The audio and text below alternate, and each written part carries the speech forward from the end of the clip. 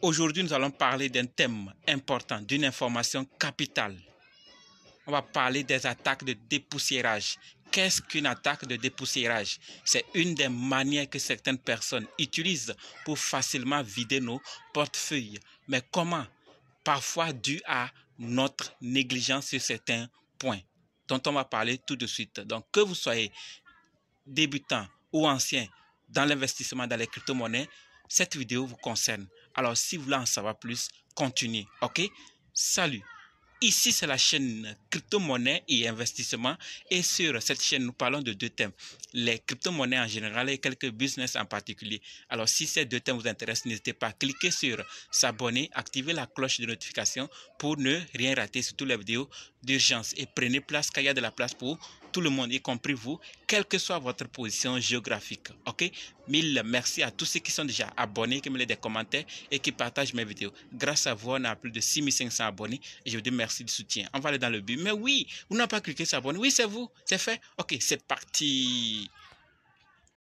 Avant de parler de cette information capitale, de ce thème important, sachez que la formation pour analyser, acheter, vendre et sécuriser vos crypto-monnaies vous-même continue.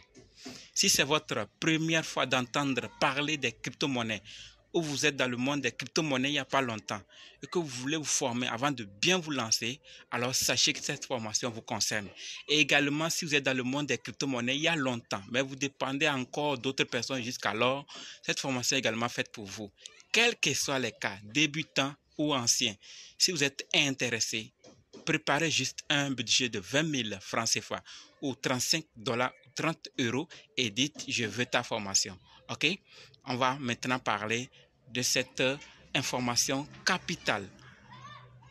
Qu'est-ce qu'une attaque de dépoussiérage? Restez jusqu'à la fin pour voir les solutions à adopter ou les solutions à prendre en cas de cette attaque. OK? Donc, comme nous le voyons, nous l'entendons tous. Dans dépoussiérage, on entend le mot poussière. Alors, qu'est-ce qu'une poussière dans le monde des crypto-monnaies? Dans la blockchain ou dans les crypto-monnaies de façon générale, c'est quoi poussière? Donc, quand on parle de poussière, ça voudrait dire quoi? Une poussière, c'est une infime quantité de pièces ou de jetons, une quantité si petite que la plupart des utilisateurs, vous et moi, ne la remarquons même pas. Vous voyez, les utilisateurs ne la remarquent si petite que les utilisateurs ne la remarquent même pas. Et dans le cas, quand on prend le cas du Bitcoin, la plus petite unité de Bitcoin est un Satoshi. Vous voyez, et certains hackers, un Satoshi, ça fait 0,70 après la virgule 1. Vous voyez, ça fait un Satoshi. Et certains hackers ou escrocs utilisent ou envoient 1000, parfois moins de 1000 et parfois entre 1000 et 5000 Satoshi. Ça, c'est dans le cas du Bitcoin. Et lorsqu'on prend d'autres crypto-monnaies, il y a aussi des quantités très petites que nous, les utilisateurs, négligent. Ce n'est pas seulement le Bitcoin, toutes les crypto-monnaies, on a déjà parlé. Et lorsqu'on va dans le cas des échangeurs centralisés, la poussière est donnée, d'accord, à un nom. D'accord, on la désigne comme une minuscule de quantité de pièces qui restent bloquées sur les comptes des utilisateurs après l'exécution des ordres de trading. Vous voyez, donc ces soldes de poussière ne sont pas échangeables, mais les utilisateurs de Binance peuvent les convertir en BNB. Vous voyez, donc c'est là aussi les dangers se déclarent. Alors, enfin maintenant, on a compris c'est quoi poussière. On va parler maintenant d'une attaque de dépoussiérage. On ne va pas trop aller dans les détails, d'accord? Donc, quand on parle d'une attaque de dépoussiérage, on fait référence à un type relativement nouveau d'activité malveillante où les pirates et les escrocs tentent de briser la vie privée des utilisateurs, vous et moi, de Bitcoin et d'autres crypto-monnaies en envoyant de petites quantités de pièces dans leur portefeuille, donc dans nos portefeuilles. Vous voyez, de petites quantités. On a déjà défini poussière, très petite qu'on ne considère même pas. On néglige tellement, on se dit que non, ça ne vaut rien. Mais ça a leur avantage pour certaines personnes.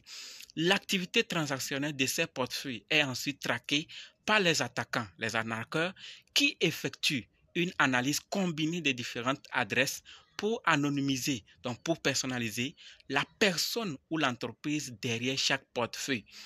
Vous voyez, donc avec cette petite quantité maintenant, du fait qu'il y a eu une transaction, c'est venu chez vous, vous allez négliger disant que non, c'est trop petit pour être considéré, alors que ça a une mission, ça a un but pour certaines personnes, un avantage bien précis pour certaines personnes. Nous, on néglige, on se dit non, c'est pas, ça ne vaut rien, mais ça vaut beaucoup pour certaines personnes.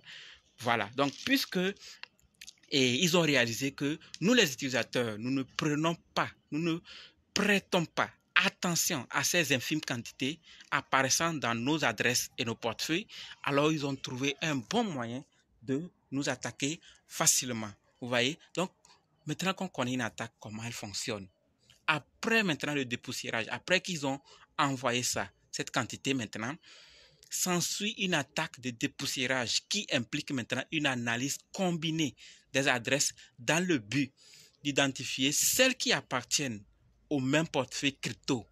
Et oui, donc avec les adresses, les portefeuilles que tu interagis, ils vont maintenant suivre tout facilement parce que ils savent que tu négliges, nous négligeons ces petites quantités. Donc ils vont s'en servir et comme on néglige, ils vont faire leur travail et suivre ensuite les adresses, les portefeuilles avec lesquels nous interagissons.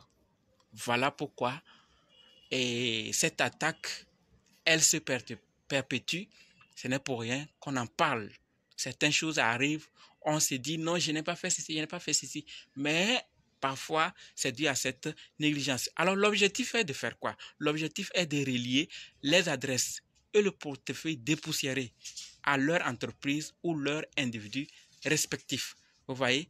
Et ça, en cas de succès, les attaquants peuvent utiliser ces connaissances contre leur cible, soit par le biais d'attaques de phishing élaborées, ou soit d'une autre manière, soit ils vont aller vendre sur les marchés, ou d'une autre manière.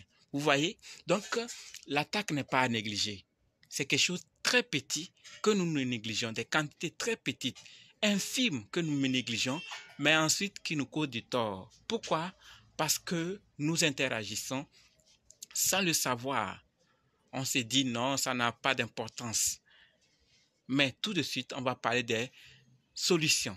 On ne va pas uniquement parler de problèmes. Solutions, que faut-il faire lorsqu'on sent ces choses?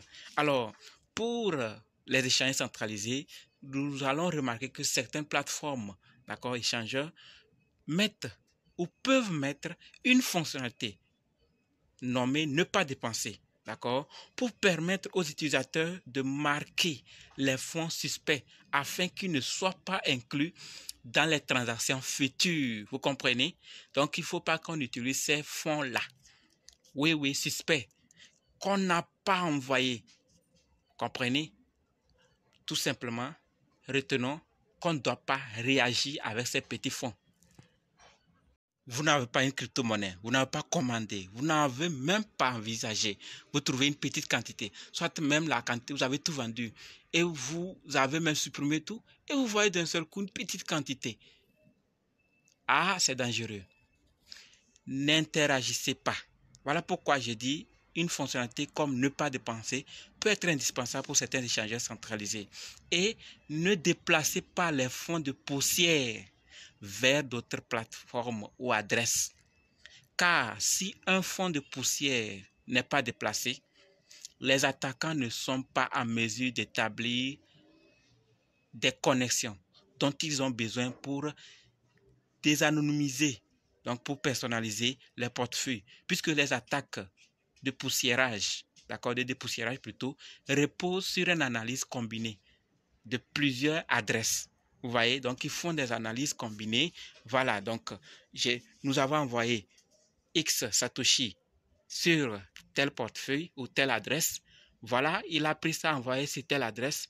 Ok, ensuite c'est parti de telle adresse. Voilà, donc ça veut dire que cette adresse lui appartient. Donc si on veut réagir, on tape ici, on va l'attraper sur tous ces portefeuilles. Voilà comment ils réagissent. Donc avec ça, si vous n'interagissez pas, c'est sur place là, c'est fini. Ils n'auront pas la force de pouvoir vous suivre et ensemble de connecter les portefeuilles et les adresses avec leur portefeuille.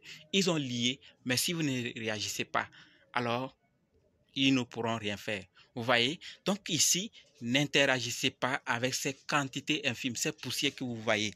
Certains portefeuilles ont la possibilité aussi de signaler automatiquement les transactions suspectes à leur utilisateur.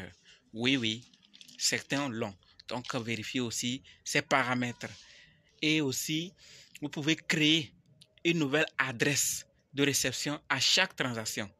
Ça peut vous aider à protéger la vie privée des utilisateurs. J'ai déjà tout de suite expliqué que c'est sur la base des portefeuilles. Donc, ils s'en servent. C'est arrivé sur telle adresse. OK, c'est pour vous.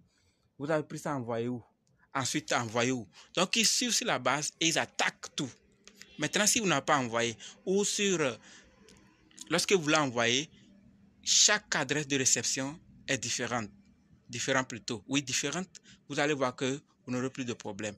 Voilà donc ce que je voulais partager avec vous dans cette vidéo. Qu'est-ce qu'une attaque de dépoussiérage et comment résoudre le problème? Si vous en avez d'autres solutions, on n'est pas là ici dans l'absolu pour dire qu'on en maîtrise tout. Si vous avez d'autres solutions par rapport à ces attaques, n'hésitez pas, laissez ça dans les commentaires pour qu'on puisse aussi apprendre grâce à vous. Ce type d'attaques font perdre beaucoup de fonds à beaucoup de portefeuilles sans s'en rendre compte que c'est ça. Donc ne négligeons pas. Partagez cette vidéo massivement et on se donne rendez-vous dans d'autres vidéos et dans les commentaires. N'oubliez surtout pas de nous rejoindre sur Telegram, WhatsApp, Facebook. Les liens sont dans la description. Là, on va s'accompagner et les opportunités qui sont en train d'arriver, il y a plein dans les groupes. Allez rejoindre pour qu'on puisse gagner ensemble. Pour ceux qui veulent se former, je vous attends également dans les commentaires. Merci.